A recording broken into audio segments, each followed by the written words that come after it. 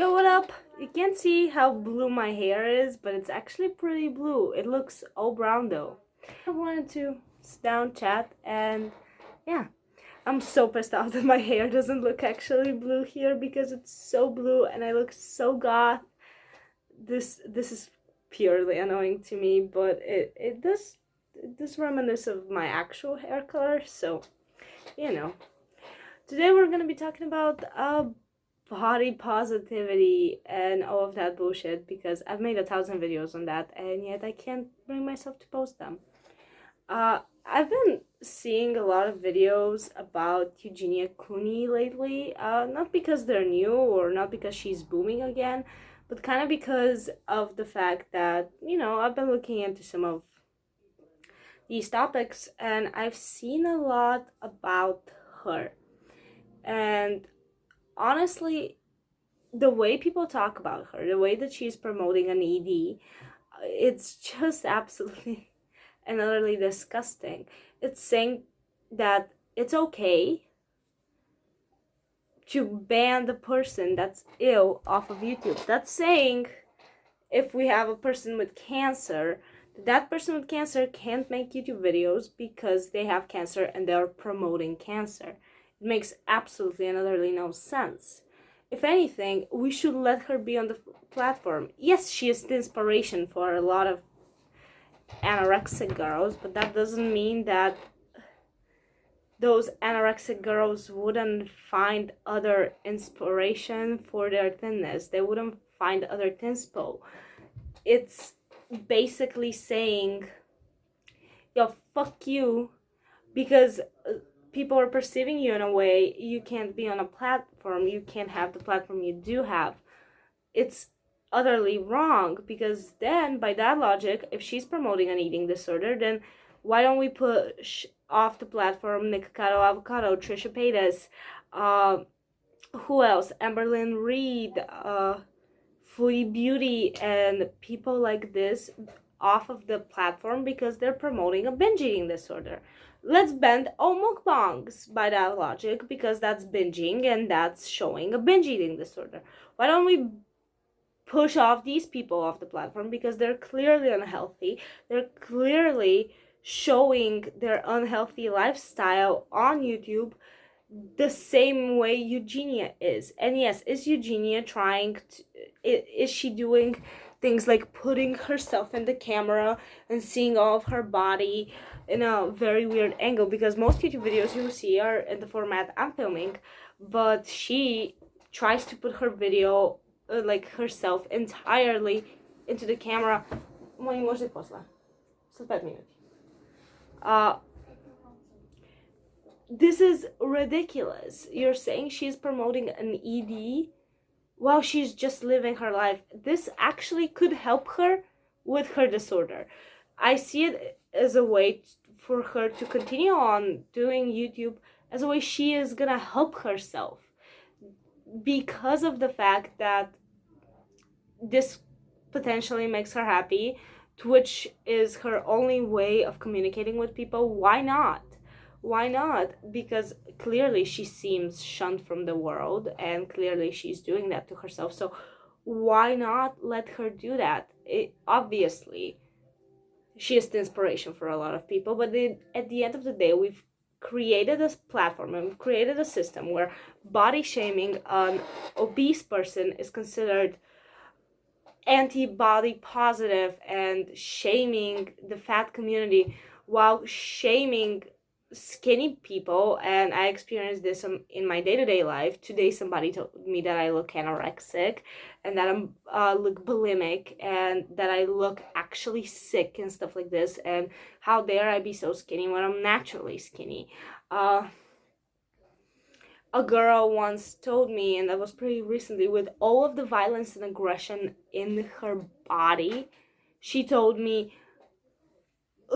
your ass is so flat, start eating, you look disgusting.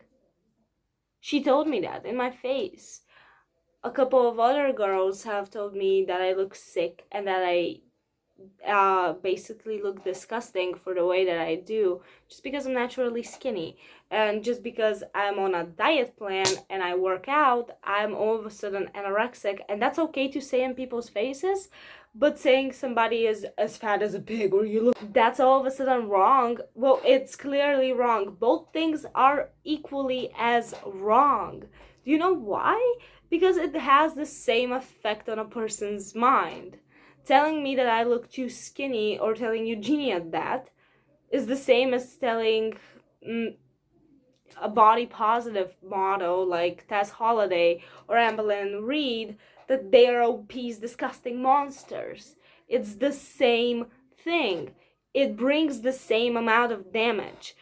But we clearly don't want to normalize that, and we don't want to say that that brings damage, and that can bring somebody to an eating disorder, and that can bring somebody to hate their body and to hate themselves over every single little thing. Well, clearly you're not body positive, because it's all about fat acceptance. It's never about actual body positivity, because fuck all of the people that have little bit of abs because they're too skinny, or fuck the men and women that cover their mirrors up because and they look absolutely thin as hell, cover their mirrors up because they think they look fat and they think they look disgusting and they hate themselves over that. But we can't have positivity for those people. We can't have a support group for these people. What we're gonna do is shame these people because they don't fit your little narrative. Because let's be completely honest, let's work with a little bit of statistics. 2/3 of American population is overweight or obese. Therefore, of course, it's so much easier to create a movement that is normalizing that. It's so much easier. It's so much fucking easier to do that, to make a movement that normalizes all of that. Because guess what? More people are going to be on board than actually creating a movement about actual body positivity where we actually make all people feel good.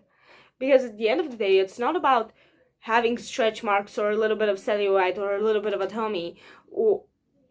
That's great to normalize. Let's not make everything perfect all the time.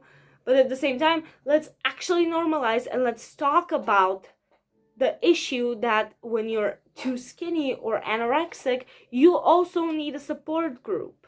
I don't understand why they remove pro-ana forums, because at the end of the day, it's absolutely tacky and absolutely disgusting, even in these forums, to share tips how to lose weight or to share tips on how to binge purge. It's absolutely disgusting in those communities. You don't do it.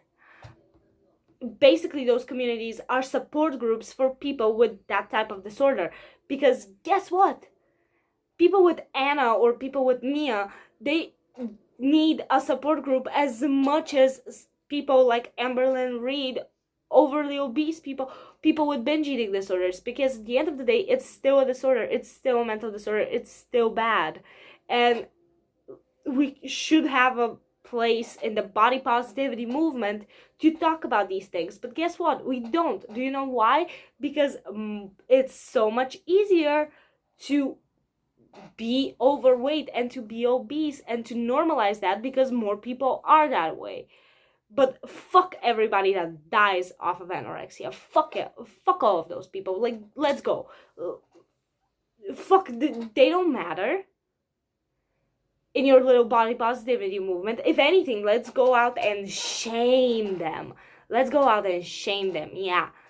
I'm okay with shaming diet culture because at the end of the day, diet culture is not a good thing. And we shouldn't promote diets. I don't think that's healthy. At the end of the day, I do think that there's a place for the diet and the workout people to have a community, and I think it's very helpful for people that actually want to lose weight. It's very helpful for them to have better diet options, or for example, for me, I'm on a plan, I work on a certain amount of calories and stuff like this for health issues. Honestly, for health reasons, I want to get healthy. So for me, it's very easy to go to those communities and find recipes that are good for me, that are healthy for me, that are affordable for me, and are something different from what I eat every single day. I think that's helpful, and I think the exercises that you can do at home, amazing wonderful, beautiful.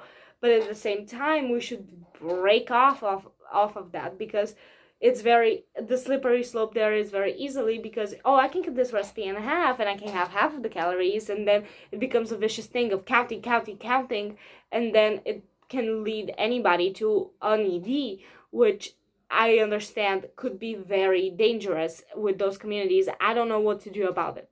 I don't know what to do about it, because I can see how helpful it can be, and I can see how harmful it is. And in most cases, it does turn to harmful. I'm down to take down all the diet teas and appetite suppressant lollipops. I'm looking at you, Kim Kardashian. I'm so down to do that. But at the same time, we do need to create an actual body positivity movement that is actually body positive and is not cluttered with feminism and everything, like feminism and racism and this and that and LGBT issues. No, if we're gonna have a movement that's gonna help people with their bodies, let's actually make it only about people's bodies, and let's not make it a political agenda thing. Let's make it a supportive community, actually what it should be, rather than what we have, which is shaming anybody that's too skinny in your standards or even normal looking, and praising people that are clearly with an eating disorder, clearly not doing good, clearly destroying their bodies. But we need to praise them. We need to praise their heart problems. We need to praise all of that shit, because it's so much more convenient to say to a person, yeah, don't get healthy, fuck that shit, you're beautiful just the way you are. It's so much easier, and more people are gonna fall for that, because at the end of the day, it's not about anything else. It's about the agenda. That fucking annoys the shit out of me. We shouldn't do that. If we're talking about body positivity, let's make it actually body positive. Let's do that. Why don't we do that? Oh, that's not convenient, huh? Oh, shit, really? Oh, that's a little too hard. Doesn't fit in your little agenda anymore. Yeah, see? See? Exactly. That's what I'm talking about. It's not as easy. So keep on. Yeah, keep on doing that. Keep on destroying people, because easier. Keep on. That's my little rant. I hope you enjoyed it. I hope you have actual constructive comments. I hope we can have an open conversation about that, because it's a thing I'm very passionate about. So, yeah. I love you guys, and I hope I see you in my next video. For now, a goodbye.